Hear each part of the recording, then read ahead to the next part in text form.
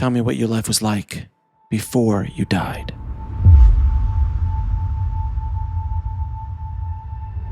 Being an ICU nurse, being that nurse, being in that environment where we are trying to keep people alive at all costs, helped me see that that is not the way we need to go in healthcare. We have made leaps and bounds in Western medicine to keep us living much longer of a time, which is amazing most of the time. And then I think we get to a place, because we are such a death-denying culture, that it slips into like suffering more than like surviving. Like they're not like surviving at all costs, life at all costs. And that's been my experience as a hospice nurse. So those are the things that I learned as a new hospice nurse, watching the body not need much at the end of life, meaning like we didn't have to do a lot as nurses. Now, sometimes we do, right? But there were certain circumstances where like I saw how our bodies are built to die. And the less we do and the more we allow that to happen, the better the person usually does and the more peaceful the death usually is. That was mind-blowing to me. I truly didn't know that. I didn't know that our body had built-in mechanisms to shut off hunger and thirst, to have our calcium levels rise so we sleep a lot. I didn't know that allowing the body to do that naturally helps the body shut down and helps the person die more peacefully. I didn't know that as a healthcare worker. I haven't been to medical school, but from what I've heard, from when they didn't teach it in nursing school. Well, so that is one of the phenomenons that I would say it's like a phenomena of end of life, where people can kind of choose how and when they die. And I think it's really based on people's personalities. So I think sometimes people will wait until everyone's there. Everyone's in town. I had a woman who was like the matriarch of the family, where she had a bunch of kids, a bunch of grandkids, great grandkids. She was in her late 90s.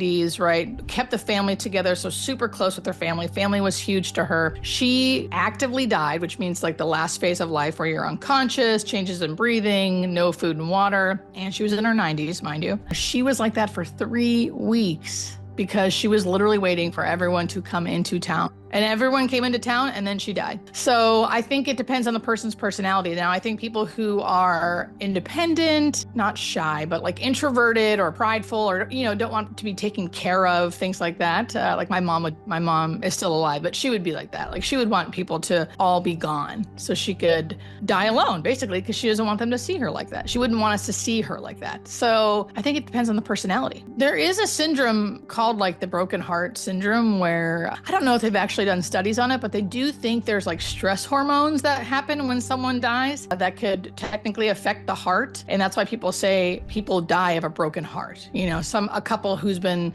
married for 60 years, the wife dies and the husband dies soon after. So there could actually be some biological things to the dying from a broken heart, But also I had a patient once tell her caregiver, like, I'm dying tonight. Please take care of my son, because she had a disabled son. Please take care of my son. Promise me you will. And the caregiver's like, what are you talking about? You're going to be fine. Like, I know you're on hospice, but you're not dying right now. Tonight, I'll take care of your son. Don't worry. And she said, no, I'm tired. I'm going home. She called her son in, said her goodbyes to him, and then she died. That's the kind of stuff that it happens a lot. I see it a lot on hospice, but those are like unexplainable things. My favorite patient. Yes, I have a favorite. I feel bad saying that, but I can't help it. This guy, I still think of him all the time. So he came onto our service. He was young, dying of a terminal illness, obviously. He had a lot of mental health issues. So when we showed up at his house as a hospice team, he had a hoarding issue. He didn't have friends and family, per what he said. A very anxious demeanor, and clearly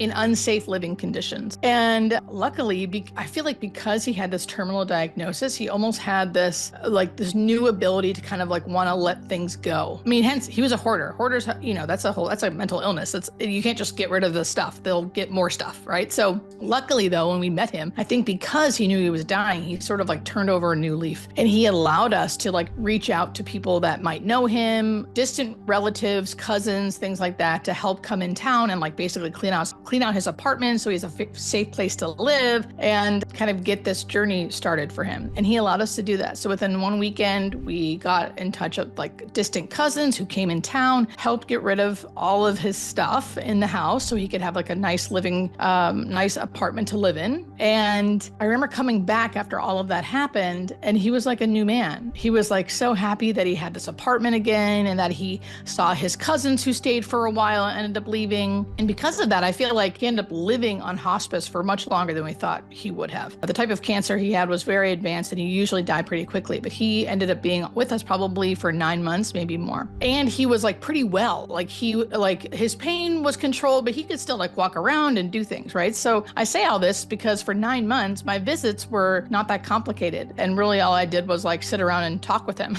maybe change meds once in a while if his pain increased. But for the most part, we just talked. And he was so interesting. And we talked about life and death and what he thought and his hopes and fears and like all these existential questions. And of course, I didn't really have answers for him. So it was just sort of like him and I just talking about what we thought, or, you know, it was never me giving him like answers because I don't know what happens. I was just listening to what he had to say. And slowly he did get to the point where he was in the actively dying phase, which is like the last phase of life. And we did have a continuous care nurse in his home, meaning a nurse that was there 24/7 to care for him because he was having like intermittent agitation and things like that. But he was mostly unconscious. And the last day I visited, because I had to visit every day while the continuous care nurse was there, just to make sure everything was okay, I could tell he would die that day just from being a hospice nurse for a while. I could tell the way he was breathing, how he looked, like I think he would die that day. So I said my goodbyes to him in my head because he was unconscious. And I just said like, thank you for everything. Like, I hope you have a beautiful journey. And I told the continuous care nurse, hey, when he dies, text me, because I knew he would die like pretty soon. And I left. And as a hospice nurse, it's so weird. You like leave your most favorite patient and then go who's dying and then go to your next patient, right? So I had a weird feeling leaving, but like, you got to do what you got to do. And I got in my car. And before I left, I was like, no, I sat there and like basically kind of started talking to him in my head again. Just saying like, thank you for your friendship. Like, you're so wonderful, blah, blah, blah. Hope everything works out. Like, thank you for letting me care for you, all this stuff.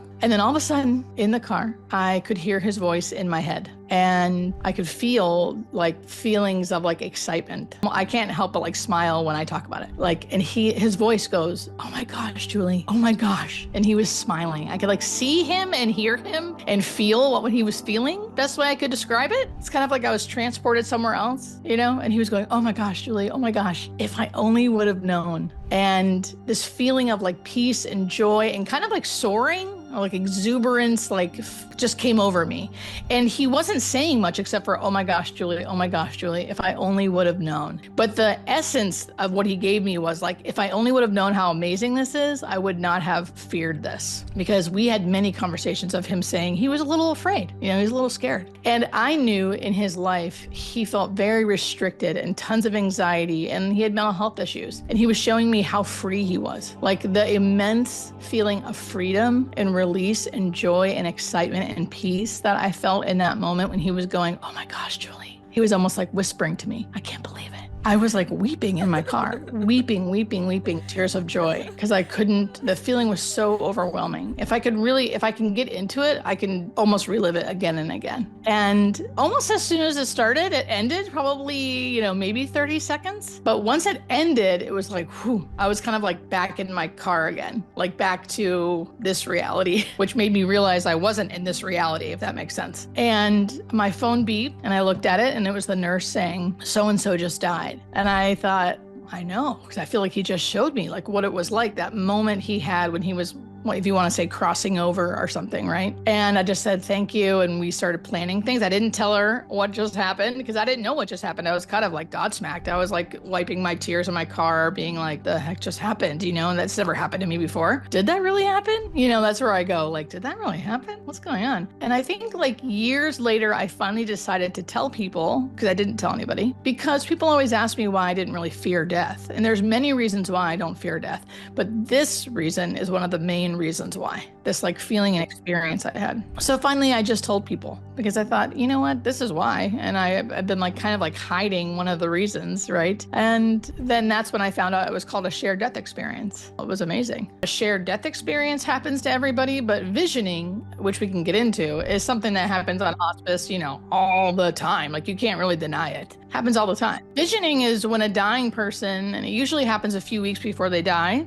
will see loved ones who have already died, or friends who have already died, pets who have already died. Sometimes they see deities, depending on what they believe. If they're Christian, sometimes they say Jesus or like an archangel. And I've seen other religions see other things, so it doesn't really have to be Christian. But sometimes they'll see deities, sometimes they'll see angels. But it's usually like loved ones who they love and care for who have already died that make visitations. And that happens in probably like 80% of people. It's not always reported. It's hard to get like a real number, and it usually happens around 3 to 4 weeks before they die. So they're not really like on death's door. There's a while.